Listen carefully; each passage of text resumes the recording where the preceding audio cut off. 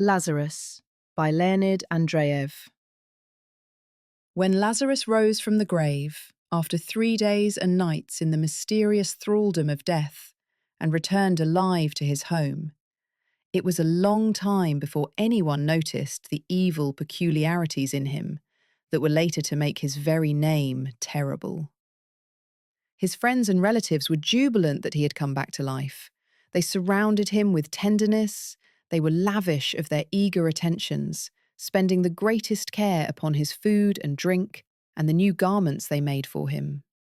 They clad him gorgeously in the glowing colours of hope and laughter. And when, arrayed like a bridegroom, he sat at table with them again, ate again, and drank again, they wept fondly and summoned the neighbours to look upon the man miraculously raised from the dead. The neighbours came and were moved with joy. Strangers arrived from distant cities and villages to worship the miracle.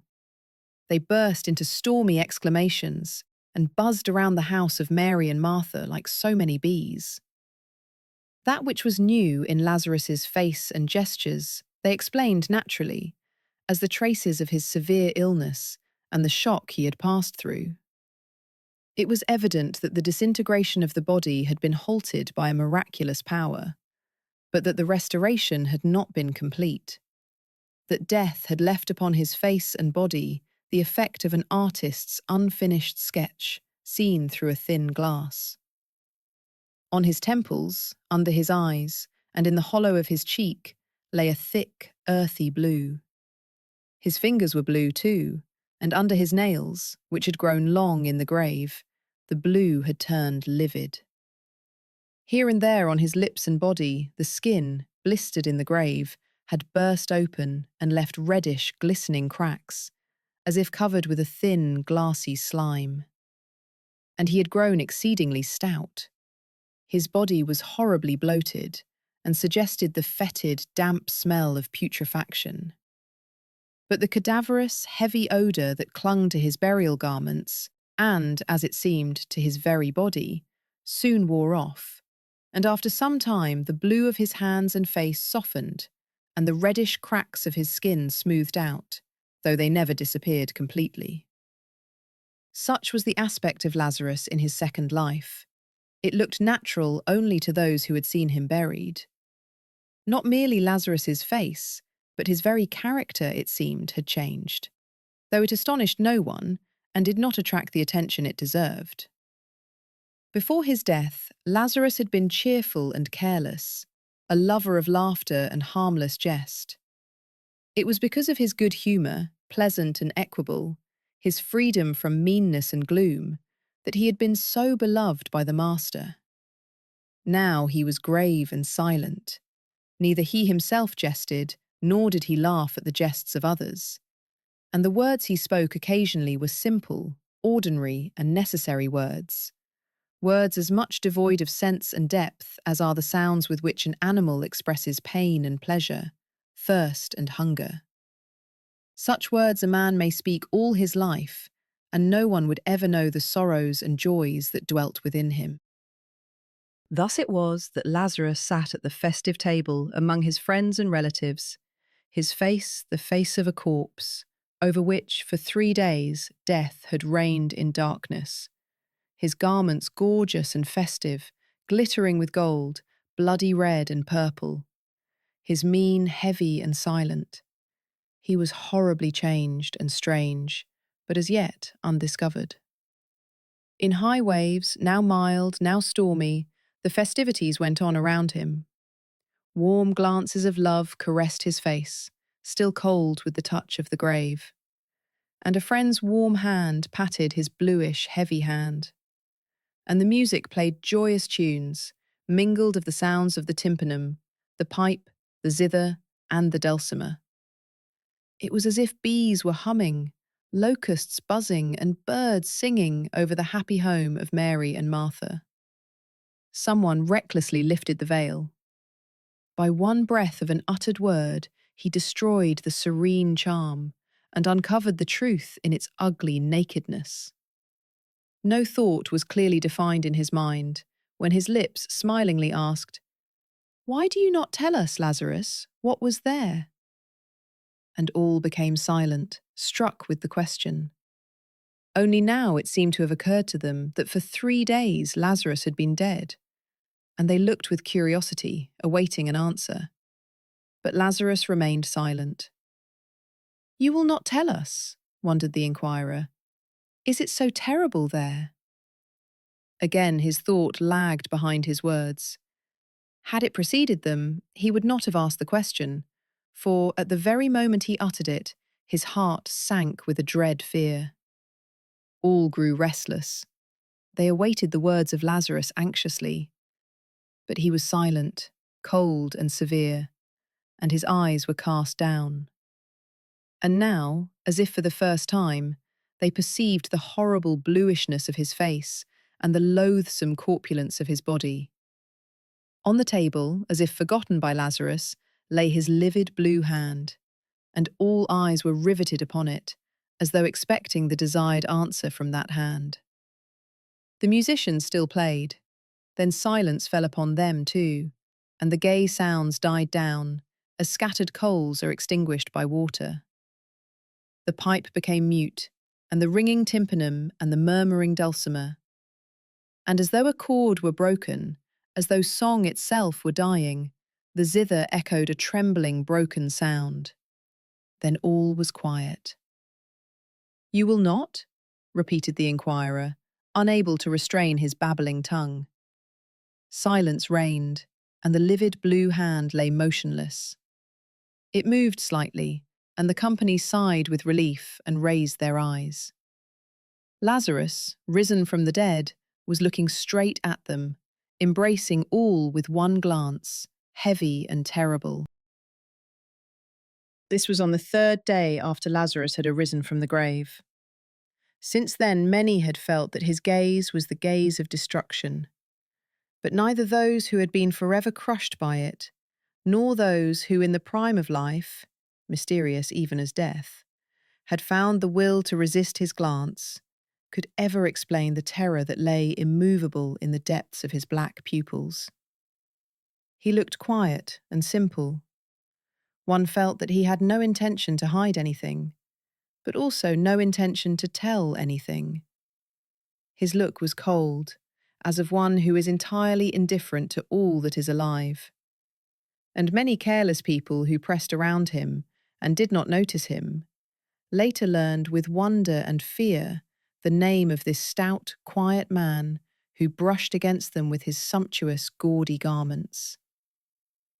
The sun did not stop shining when he looked, neither did the fountains cease playing, and the eastern sky remained cloudless and blue as always. But the man who fell under his inscrutable gaze could no longer feel the sun, nor hear the fountain, nor recognize his native sky. Sometimes he would cry bitterly, sometimes tear his hair in despair and madly call for help. But generally, it happened that the men thus stricken by the gaze of Lazarus began to fade away listlessly and quietly, and pass into a slow death lasting many long years. They died in the presence of everybody, colourless, haggard and gloomy, like trees withering on rocky ground. Those who screamed in madness sometimes came back to life, but the others never. "So you will not tell us, Lazarus, what you saw there?" the inquirer repeated for the 3rd time. But now his voice was dull, and a dead, grey weariness looked stupidly from out his eyes. The faces of all present were also covered by the same dead, grey weariness, like a mist.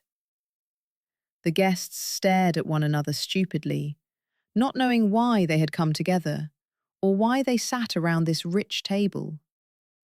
They stopped talking, and vaguely felt it was time to leave, but they could not overcome the lassitude that spread through their muscles. So they continued to sit there, each one isolated, like little dim lights scattered in the darkness of night. The musicians were paid to play, and they again took up the instruments, and again played gay or mournful airs. But it was music made to order, always the same tunes, and the guests listened wonderingly. Why was this music necessary, they thought? Why was it necessary? And what good did it do for people to pull at strings and blow their cheeks into thin pipes and produce varied and strange-sounding noises? "How badly they play," said someone. The musicians were insulted and left. Then the guests departed one by one, for it was nearing night. And when the quiet darkness enveloped them, and it became easier to breathe, the image of Lazarus suddenly arose before each one in stern splendor. There he stood, with the blue face of a corpse and the raiment of a bridegroom, sumptuous and resplendent. In his eyes that cold stare in the depths of which lurked the horrible. They stood still as if turned into stone. The darkness surrounded them, and in the midst of this darkness flamed up the horrible apparition, the supernatural vision of the one who for 3 days had lain under the measureless power of death. 3 days he had been dead. Thrice had the sun risen and set, and he had lain dead. The children had played. The water had murmured as it streamed over the rocks. The hot dust had clouded the highway, and he had been dead. And now he was among men again, touched them, looked at them, looked at them. And through the black rings of his pupils, as through dark glasses, the unfathomable there gazed upon humanity. No one took care of Lazarus, and no friends or kindred remained with him. Only the great desert, enfolding the holy city, came close to the threshold of his abode. It entered his home and lay down on his couch like a spouse, and put out all the fires. No one cared for Lazarus. One after the other went away, even his sisters, Mary and Martha. For a long while Martha did not want to leave him, for she knew not who would nurse him or take care of him, and she cried and prayed. But one night, when the wind was roaming about the desert and the rustling cypress trees were bending over the roof, she dressed herself quietly and quietly went away. Lazarus probably heard how the door was slammed. It had not shut properly and the wind kept knocking it continually against the post. But he did not rise, did not go out, did not try to find out the reason. And the whole night until the morning, the cypress trees hissed over his head, and the door swung to and fro, allowing the cold, greedily prowling desert to enter his dwelling.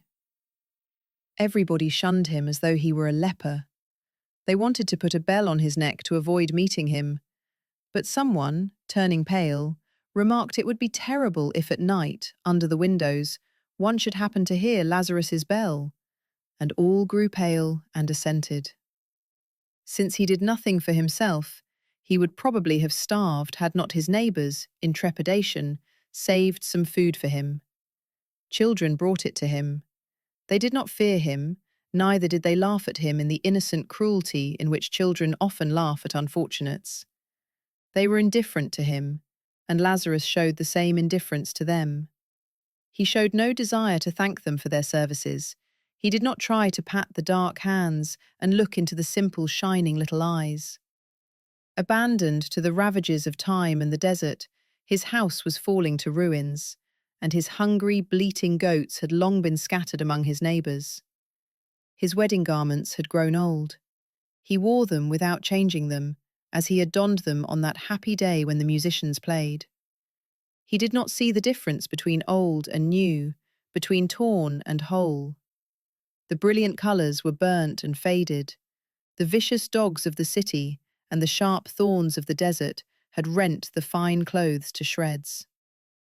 During the day, when the sun beat down mercilessly upon all living things, and even the scorpions hid under the stones, convulsed with a mad desire to sting, he sat motionless in the burning rays, lifting high his blue face and shaggy, wild beard. While yet the people were unafraid to speak to him, someone had asked him, "Poor Lazarus, do you find it pleasant to sit so and look at the sun?" And he answered, "Yes, it is pleasant." The thought suggested itself to people that the cold of the 3 days in the grave had been so intense, its darkness so deep, that there was not in all the earth enough heat or light to warm Lazarus and lighten the gloom of his eyes, and inquirers turned away with a sigh. And when the setting sun, flat and purple-red, descended to earth, Lazarus went into the desert and walked straight toward it, as though intending to reach it.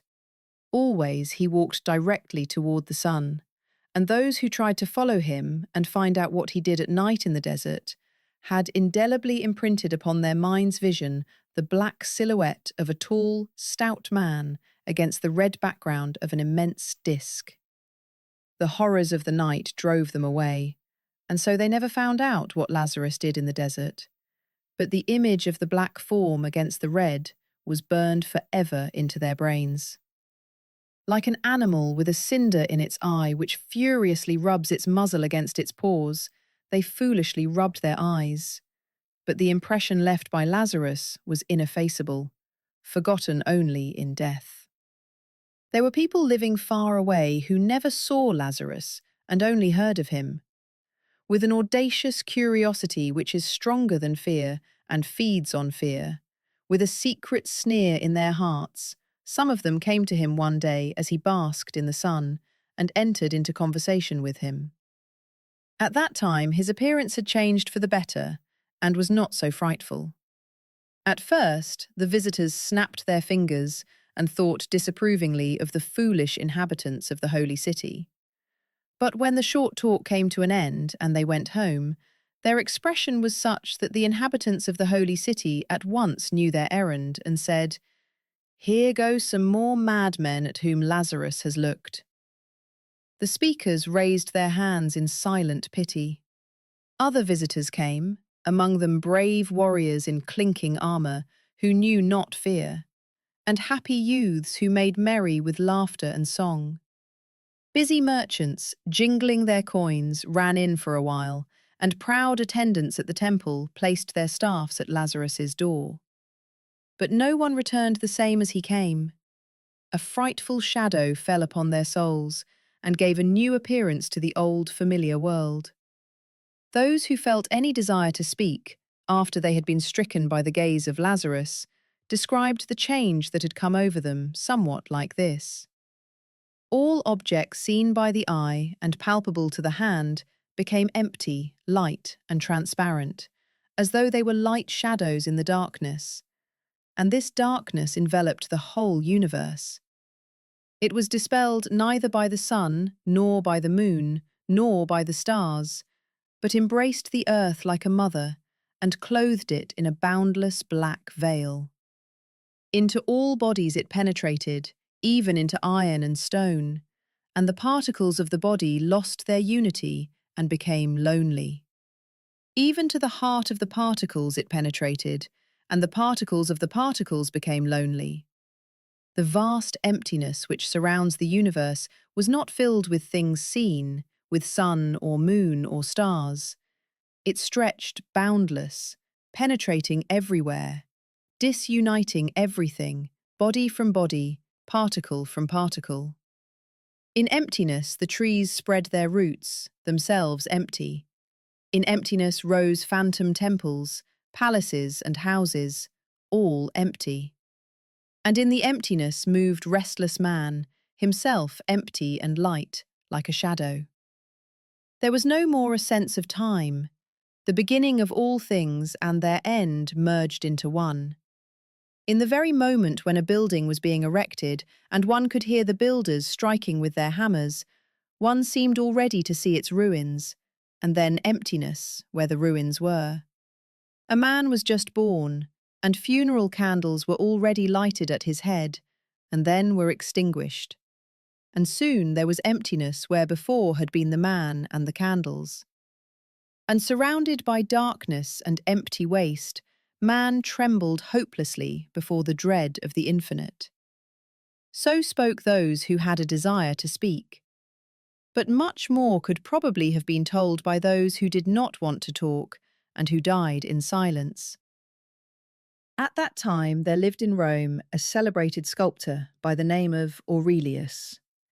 Out of clay, marble, and bronze, he created forms of gods and men of such beauty that this beauty was proclaimed immortal. But he himself was not satisfied and said there was a supreme beauty that he had never succeeded in expressing in marble or bronze. "I have not yet gathered the radiance of the moon," he said. "I have not yet caught the glare of the sun. There is no soul in my marble. There is no life in my beautiful bronze." And when by moonlight he would slowly wander along the roads, crossing the black shadows of the cypress trees, his white tunic flashing in the moonlight, those he met used to laugh good-naturedly and say, "Is it moonlight that you are gathering, Aurelius?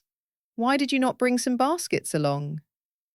And he too would laugh and point to his eyes and say, "Here are the baskets in which I gather the light of the moon and the radiance of the sun."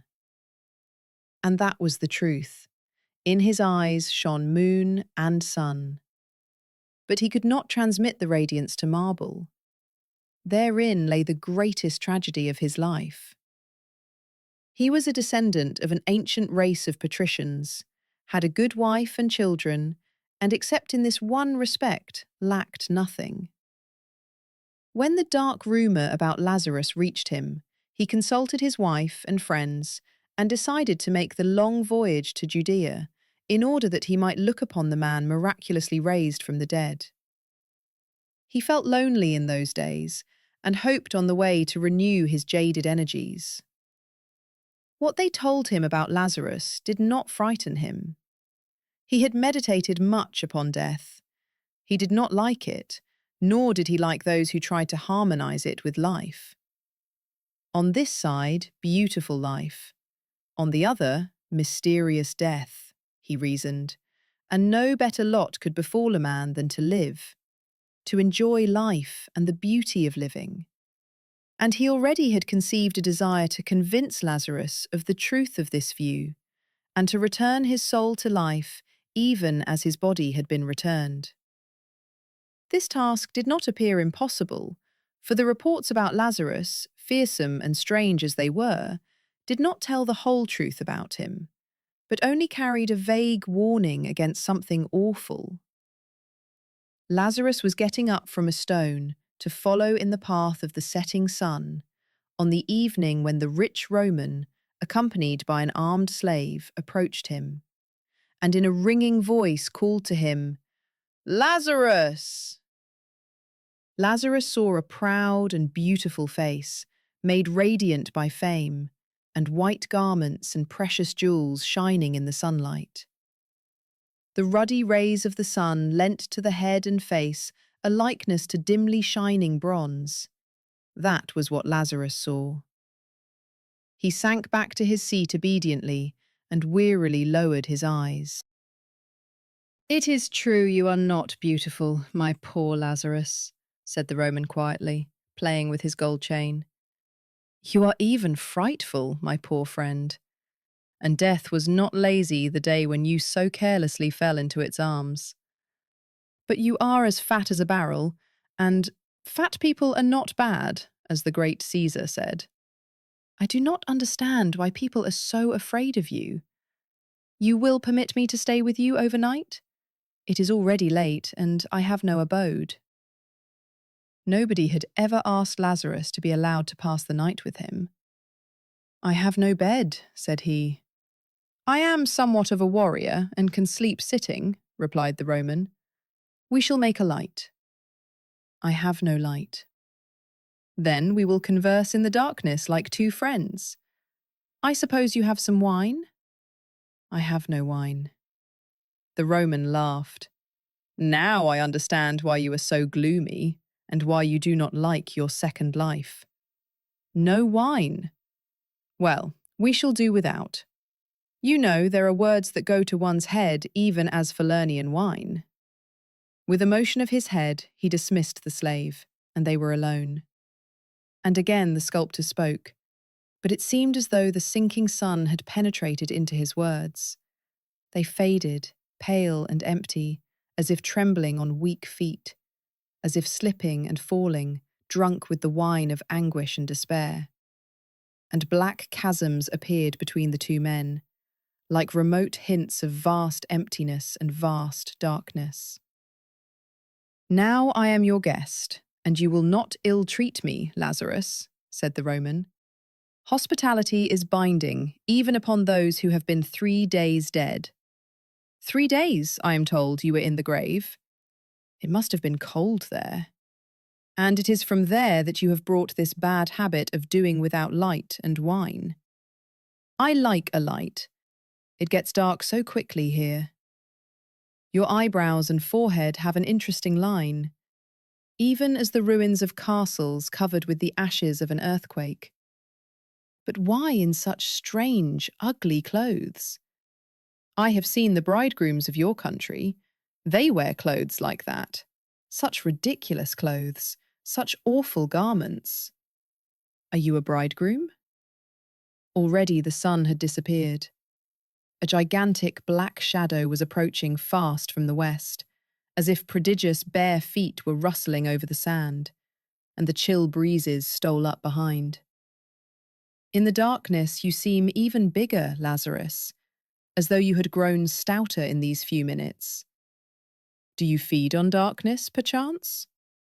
And I would like a light, just a small light, just a small light. And I am cold. The nights here are so barbarously cold. If it were not so dark, I should say you were looking at me, Lazarus. Yes, it seems you are looking. You are looking. You are looking at me. I feel it. Now you are smiling." The night had come, and a heavy blackness filled the air. "How good it will be when the sun rises again tomorrow. You know I am a great sculptor, so my friends call me. I create, yes, they say I create, but for that, daylight is necessary. I give life to cold marble. I melt the ringing bronze in the fire, in a bright, hot fire. Why did you touch me with your hand?" "Come," said Lazarus, "you are my guest." And they went into the house, and the shadows of the long evening fell on the earth. The slave at last grew tired waiting for his master, and when the sun stood high, he came to the house. And he saw, directly under its burning rays, Lazarus and his master sitting close together. They looked straight up and were silent. The slave wept and cried aloud, "Master! What ails you, master?" The same day, Aurelius left for Rome. The whole way he was thoughtful and silent, attentively examining everything, the people, the ship, and the sea, as though endeavouring to recall something. On the sea, a great storm overtook them, and all the while Aurelius remained on deck and gazed eagerly at the approaching and falling waves. When he reached home, his family was shocked at the terrible change in his demeanour, but he calmed them with the words, "I have found it." In the dusty clothes which he had worn during the entire journey and had not changed, he began his work, and the marble ringingly responded to the resounding blows of the hammer. Long and eagerly he worked, admitting no one. At last, one morning, he announced that the work was ready, and gave instructions that all his friends, and the severe critics and judges of art, be called together. Then he donned gorgeous garments, shining with gold, glowing with the purple of the byssin. "Here is what I have created," he said thoughtfully. His friends looked, and immediately the shadow of deep sorrow covered their faces. It was a thing monstrous, possessing none of the forms familiar to the eye, yet not devoid of a hint of some new, unknown form. On a thin, tortuous little branch, or rather an ugly likeness of one, lay crooked, strange, unsightly, shapeless heaps of something turned outside in, or something turned inside out. Wild fragments which seemed to be feebly trying to get away from themselves. And, accidentally, under one of the wild projections, they noticed a wonderfully sculptured butterfly with transparent wings, trembling as though with a weak longing to fly. "Why that wonderful butterfly, Aurelius?" timidly asked someone. "I do not know," answered the sculptor. The truth had to be told, and one of his friends, the one who loved Aurelius best, said, "This is ugly, my poor friend. It must be destroyed. Give me the hammer." And with 2 blows he destroyed the monstrous mass, leaving only the wonderfully sculptured butterfly. After that, Aurelius created nothing. He looked with absolute indifference at marble and at bronze, and at his own divine creations, in which dwelt immortal beauty. In the hope of breathing into him once again the old flame of inspiration, with the idea of awakening his dead soul, his friends led him to see the beautiful creations of others, but he remained indifferent, and no smile warmed his closed lips. And only after they spoke to him much and long of beauty, he would reply wearily, "But all this is a lie." And in the daytime, when the sun was shining, he would go into his rich and beautifully laid out garden, and finding a place where there was no shadow, would expose his bare head and his dull eyes to the glitter and burning heat of the sun. Red and white butterflies fluttered around. Down into the marble cistern ran splashing water from the crooked mouth of a blissfully drunken satyr. But he sat motionless, like a pale shadow of that other one who, in a far land, at the very gates of the stony desert, also sat motionless under the fiery sun. And it came about finally that Lazarus was summoned to Rome by the great Augustus. They dressed him in gorgeous garments, as though it had been ordained that he was to remain a bridegroom to an unknown bride until the very day of his death. It was as if an old coffin, rotten and falling apart, were re-gilded over and over, and gay tassels were hung on it, and solemnly they conducted him in gala attire, as though in truth it were a bridal procession, the runners loudly sounding the trumpet that the way be made for the ambassadors of the emperor. But the roads along which he passed were deserted. His entire native land cursed the execrable name of Lazarus, the man miraculously brought to life, and the people scattered at the mere report of his horrible approach. The trumpeters blew lonely blasts, and only the desert answered with a dying echo. Then they carried him across the sea on the saddest and most gorgeous ship that was ever mirrored in the azure waves of the Mediterranean. There were many people aboard, but the ship was silent and still as a coffin, and the water seemed to moan as it parted before the short, curved prow.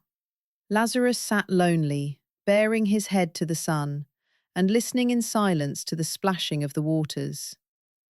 Further away, the seamen and the ambassadors gathered like a crowd of distressed shadows. If a thunderstorm had happened to burst upon them at that time, or the wind had overwhelmed the red sails, the ship would probably have perished, for none of those who were on her had strength or desire enough to fight for life. With supreme effort, some went to the side of the ship and eagerly gazed at the blue, transparent abyss. Perhaps they imagined they saw a naiad flashing a pink shoulder through the waves, or an insanely joyous and drunken centaur galloping by, splashing up the water with his hooves. But the sea was deserted and mute, and so was the watery abyss. Listlessly, Lazarus set foot on the streets of the eternal city, as though all its riches, all the majesty of its gigantic edifices, All the luster and beauty and music of refined life was simply the echo of the wind in the desert, or the misty images of hot running sand. Chariots whirled by. The crowd of strong, beautiful, haughty men passed on, builders of the eternal city and proud partakers of its life. Songs rang out, fountains laughed, pearly laughter of women filled the air, while the drunkard philosophized and the sober ones smilingly listened. Horseshoes rattled on the pavement. And surrounded on all sides by glad sounds, a fat, heavy man moved through the center of the city like a cold spot of silence, sowing in his path grief, anger, and vague, carking distress. Who dared to be sad in Rome? Indignantly demanded frowning citizens. And in 2 days the swift-tongued Rome knew of Lazarus, the man miraculously raised from the grave, and timidly evaded him. There were many brave men ready to try their strength, and at their senseless call, Lazarus came obediently. The emperor was so engrossed with state affairs that he delayed receiving the visitor, and for 7 days Lazarus moved among the people. A jovial drunkard met him with a smile on his red lips. "Drink, Lazarus, drink!" he cried. "Would not Augustus laugh to see you drink?" And naked, besotted women laughed and decked the blue hands of Lazarus with rose leaves. But the drunkard looked into the eyes of Lazarus, and his joy ended forever. Thereafter he was always drunk.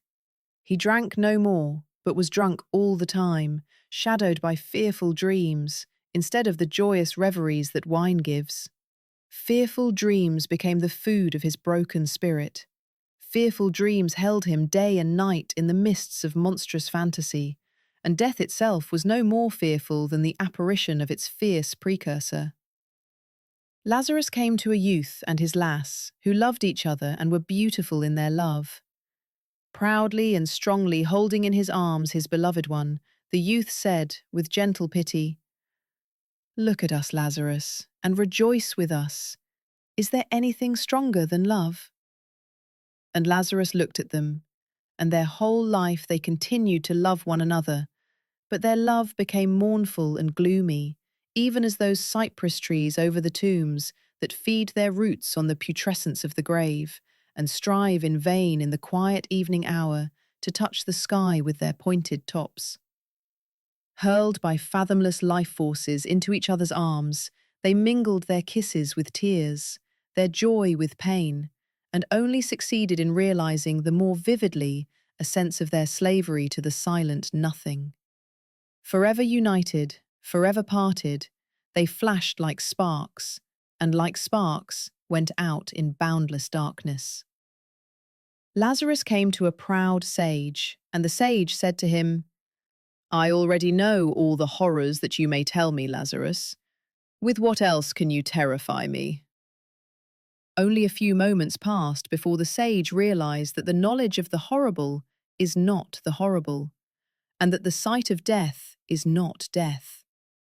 And he felt that in the eyes of the infinite, wisdom and folly are the same, for the infinite knows them not. And the boundaries between knowledge and ignorance, between truth and falsehood, between top and bottom, faded, and his shapeless thought was suspended in emptiness. Then he grasped his grey head in his hands and cried out insanely, "I cannot think! I cannot think!" Thus it was that under the cool gaze of Lazarus, the man miraculously raised from the dead, all that serves to affirm life, its sense and its joys, perished. And people began to say it was dangerous to allow him to see the emperor, that it were better to kill him and bury him secretly, and swear he had disappeared. Swords were sharpened, and youths devoted to the welfare of the people announced their readiness to become assassins, when Augustus upset the cruel plans by demanding that Lazarus appear before him. Even though Lazarus could not be kept away, It was felt that the heavy impression conveyed by his face might be somewhat softened. With that end in view, expert painters, barbers and artists were secured who worked the whole night on Lazarus's head. His beard was trimmed and curled. The disagreeable and deadly bluishness of his hands and face was covered up with paint. His hands were whitened, his cheeks rouged. The disgusting wrinkles of suffering that ridged his old face were patched up and painted, and on the smooth surface, wrinkles of good nature and laughter, and of pleasant, good-humoured cheeriness, were laid on artistically with fine brushes. Lazarus submitted indifferently to all they did with him, and soon was transformed into a stout, nice-looking old man, for all the world a quiet and good-humoured grandfather of numerous grandchildren. He looked as though the smile with which he told funny stories had not left his lips, as though a quiet tenderness still lay hidden in the corner of his eyes. But the wedding dress they did not dare to take off, and they could not change his eyes, the dark, terrible eyes from out of which stared the incomprehensible there. Lazarus was untouched by the magnificence of the imperial apartments. He remained stolidly indifferent, as though he saw no contrast between his ruined house at the edge of the desert and the solid, beautiful palace of stone. Under his feet, the hard marble of the floor took on the semblance of the moving sands of the desert, and to his eyes, the throngs of gaily dressed, haughty men were as unreal as the emptiness of the air. They looked not into his face as he passed by, fearing to come under the awful bane of his eyes. But when the sound of his heavy steps announced that he had passed, heads were lifted, and eyes examined with timid curiosity the figure of the corpulent, tall, slightly stooping old man as he slowly passed into the heart of the imperial palace. If death itself had appeared, men would not have feared it so much, for hitherto death had been known to the dead only, and life to the living only, and between these two there had been no bridge. But this strange being knew death, and that knowledge of his was felt to be mysterious and cursed. "He will kill our great divine Augustus," men cried with horror, and they hurled curses after him. Slowly and stolidly he passed them by, penetrating ever deeper into the palace. Caesar knew already who Lazarus was, and was prepared to meet him. He was a courageous man. He felt his power was invincible, and in the fateful encounter with the man wonderfully raised from the dead, he refused to lean on other men's weak help. Man to man, face to face, he met Lazarus. "Do not fix your gaze on me, Lazarus," he commanded. "I have heard that your head is like the head of Medusa, and turns into stone all upon whom you look. But I should like to have a close look at you, and to talk to you before I turn into stone," he added in a spirit of playfulness that concealed his real misgivings. Approaching him, he examined closely Lazarus's face and his strange festive clothes. Though his eyes were sharp and keen, he was deceived by the skillful counterfeit. "Well, your appearance is not terrible, venerable sir, but all the worse for men when the terrible takes on such a venerable and pleasant appearance. Now, let us talk." Augustus sat down, and as much by glance as by words, began the discussion. "Why did you not salute me when you entered?" Lazarus answered indifferently, "I did not know it was necessary." "You are a Christian?" "No." Augustus nodded approvingly. "That is good. I do not like the Christians. They shake the tree of life, forbidding it to bear fruit, and they scatter to the wind its fragrant blossoms. But who are you?" With some effort, Lazarus answered, "I was dead." "I heard about that, but who are you now?" Lazarus's answer came slowly. Finally, he said again, listlessly and indistinctly, "I was dead." "Listen to me, stranger," said the emperor sharply, giving expression to what had been in his mind before. My empire is an empire of the living. My people are a people of the living, and not of the dead. You are superfluous here. I do not know who you are. I do not know what you have seen there. But if you lie, I hate your lies. And if you tell the truth, I hate your truth. In my heart, I feel the pulse of life. In my hands, I feel power, and my proud thoughts like eagles fly through space. Behind my back, under the protection of my authority, under the shadow of the laws I have created, men live and labour and rejoice. Do you hear this divine harmony of life? Do you hear the war cry that men hurl into the face of the future, challenging it to strife? Augustus extended his arms reverently and solemnly cried out, "Blessed art thou, great divine life!" But Lazarus was silent, and the emperor continued more severely, "You are not wanted here. Pitiful remnant, half devoured of death, you fill men with distress and aversion to life. Like a caterpillar on the fields, you are gnawing away at the full seed of joy, exuding the slime of despair and sorrow. Your truth is like a rusted sword in the hands of a night assassin, and I shall condemn you to death as an assassin. But first I want to look into your eyes. Mayhap only cowards fear them, and brave men are spurred on to struggle and victory. Then will you merit not death, but a reward. Look at me, Lazarus." At first it seemed to divine Augustus as if a friend were looking at him. So soft, so alluring, so gently fascinating was the gaze of Lazarus. It promised not horror, but quiet rest, and the infinite dwelt there as a fond mistress, a compassionate sister, a mother. And ever stronger grew its gentle embrace, until he felt, as it were, the breath of a mouth hungry for kisses. Then it seemed as if iron bones protruded in a ravenous grip, and closed upon him in an iron band, and cold nails touched his heart, and slowly, slowly sank into it. "It pains me," said divine Augustus, growing pale. "But look, Lazarus, look." Ponderous gates, shutting off eternity, appeared to be slowly swinging open, and through the growing aperture poured in, coldly and calmly, the awful horror of the infinite. Boundless emptiness and boundless gloom entered like two shadows, extinguishing the sun, removing the ground from under the feet, and the cover from over the head.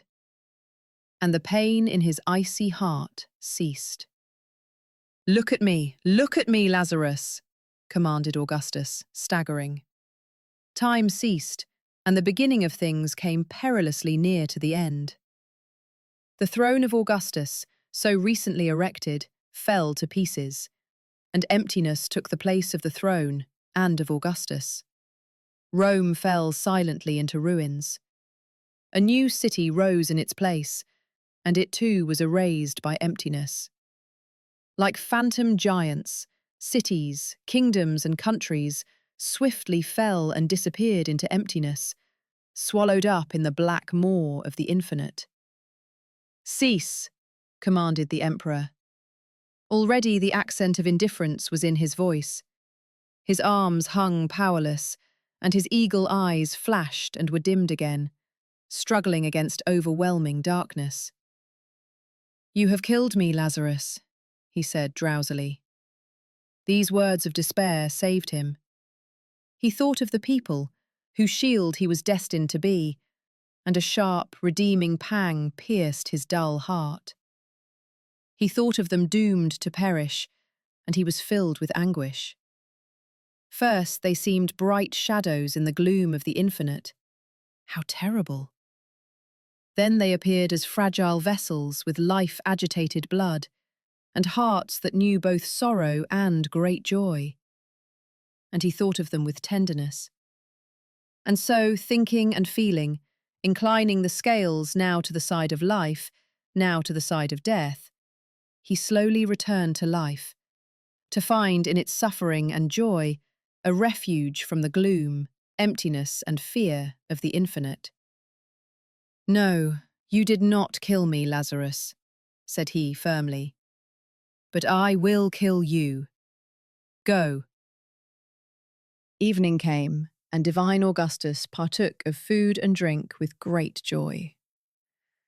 But there were moments when his raised arm would remain suspended in the air, and the light of his shining, eager eyes was dimmed. It seemed as if an icy wave of horror washed against his feet. He was vanquished, but not killed, and coldly awaited his doom, like a black shadow. His nights were haunted by horror, but the bright days still brought him the joys, as well as the sorrows of life.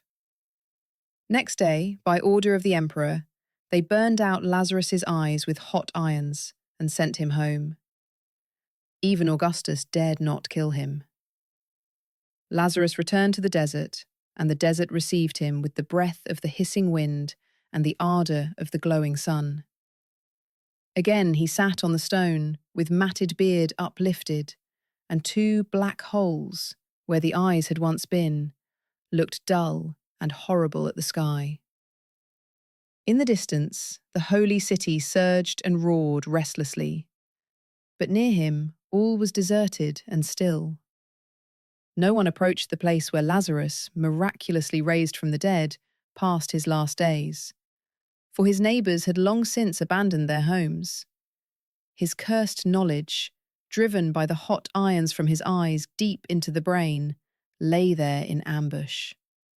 As if from ambush, it might spring out upon men with 1,000 unseen eyes. No one dared to look at Lazarus. And in the evening, when the sun, swollen crimson and growing larger, bent its way toward the west, blind Lazarus slowly groped after it. He stumbled against stones and fell. Corpulent and feeble, he rose heavily and walked on. And against the red curtain of sunset, his dark form and outstretched arms gave him the semblance of a cross. It happened once that he went and never returned. Thus ended the second life of Lazarus, who for 3 days had been in the mysterious thraldom of death, and then was miraculously raised from the dead.